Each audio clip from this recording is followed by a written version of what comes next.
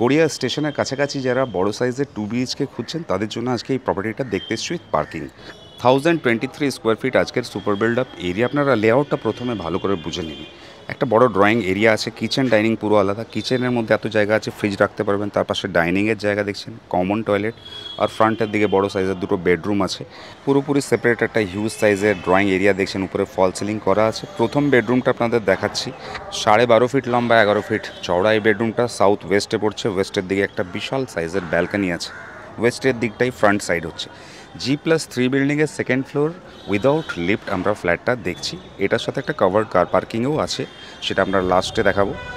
বিল্ডিংয়ের বয়স 12 বছর, কিন্তু কন্ডিশন খুবই ভালো, বাইরে থেকে ভালো, ভেতর থেকে তো আপনারা দেখতেই পাচ্ছেন কীরকম। এখানে কোনো জিনিস আপনাদের রিপেয়ার করার মতন নয়। বাথরুমটা দেখুন, একদম নতুনের মতন বাথরুমটা আপনাদের মনে হবে। চারিদিকে টাইলস বসানো আছে। তার পাশে মাস্টার বেডরুমটা দেখছেন, তার সাথে একটা অ্যাটাচ টয়লেট, ভালো সাইজের অ্যাটাচ টয়লেট, আর একটা 12-10-এর রুম আপনারা পাচ্ছেন। নর্থ ওয়েস্টের দিকে এই রুমটা আপনারা পাচ্ছেন, দুটো জানলা খোলা পাচ্ছেন।